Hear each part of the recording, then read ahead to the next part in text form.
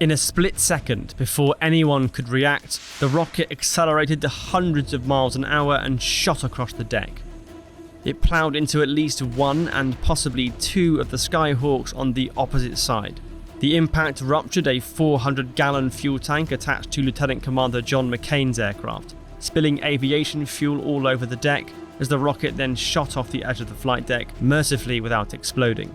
But 2 seconds later, a rogue bit of hot missile debris landed in the fuel and ignited it, starting a flash fire. The flight deck's Platt camera, used for monitoring takeoffs and landings, caught the immediate aftermath, swinging around to see McCain's Skyhawk and those astern of it engulfed in fire and smoke. The flight deck now became a scene of furious urgency. Some pilots scrambled to get out of their aircraft while others stayed put, waiting for the crew to come and put the fire out.